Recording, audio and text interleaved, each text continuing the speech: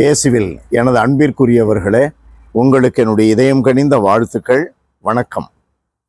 அன்பானவர்களே, இந்த ஞாயிற்றுக்கிழமை நாளிலே ஆண்டவர் நமக்கு கொடுக்கிற அற்புதமான பாடம் லூக்கா நற்செய்தி 10வது அதிகாரம் 1-12, 17-20.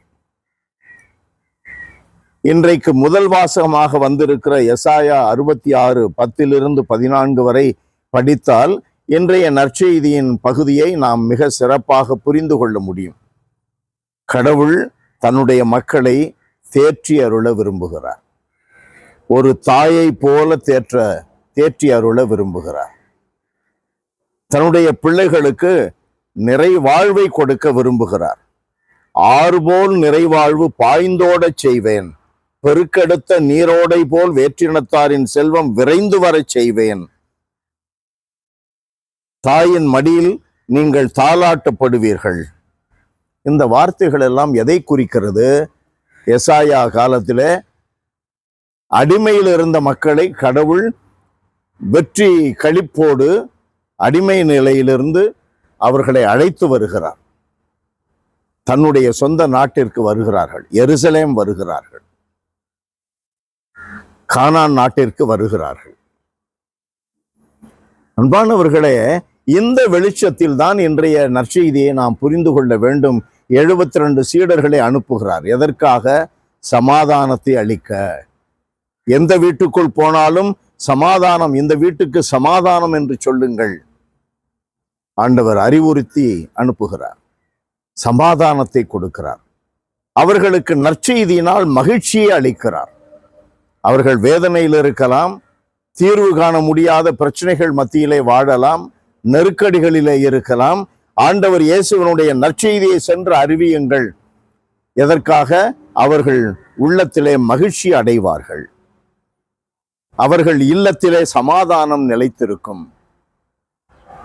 அன்பானவர்களே, நாம் பைபிள் வாசிப்பதனால நம்முடைய உள்ளத்துல, நம்முடைய இல்லத்துல அமைதி கிடைக்கும்.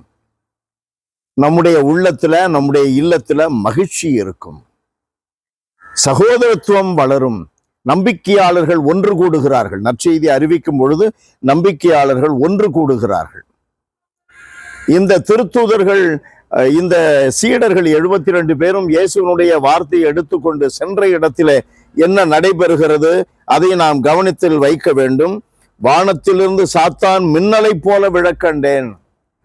சாத்தானால ஏற்படுகின்ற சேட்டைகள் எல்லாம் ஒழிந்து போகின்றன. நற்செய்தி வாசிக்கும் பொழுது, தியானிக்கும் பொழுது, ஏற்றுக்கொள்ளும் பொழுது, இயேசுவை உள்ளத்திலே சிரமேற்கொண்டு உள்ளத்திலே அவரை வைத்து தியானிக்கும் பொழுது, அதற்காகத்தான் சீடர்கள் அனுப்பப்படுகிறார்கள்.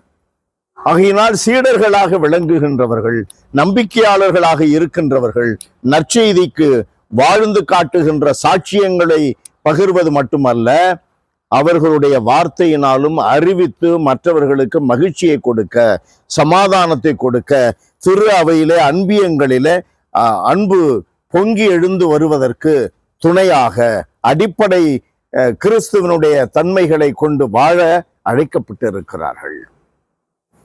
எல்லாம் வல்லவரே எங்கள் இறைவா, உம்மை போற்றி புகழுகிறோம். ஆண்டவரே, மிகுந்த தாழ்ச்சியோடு ஆராதிக்கிறோம். நற்செய்தி அறிவிக்கின்ற ஒவ்வொருவருக்காகவும் மன்றாடுகிறோம் தந்தையே. நற்செய்தி அறிவிப்பதனால் மக்கள் மகத்தில் மகிழ்ச்சி உண்டாகிறது. மக்கள் மனதில் சமாதானம் ஏற்படுகிறது. மக்கள் நம்பிக்கையாளர்களாக இருந்து உம்மை மகிமைப்படுத்தும் சாட்சியங்களால் இந்த உலகை நிரப்புகிறார்கள். இதனால் ஆண்டவரே, உம்மை பிரசன்னப்படுத்துகிறோம். இவைகளை உணர்ந்து வாழுகின்ற வரத்தை எங்களுக்கு தருவீராக.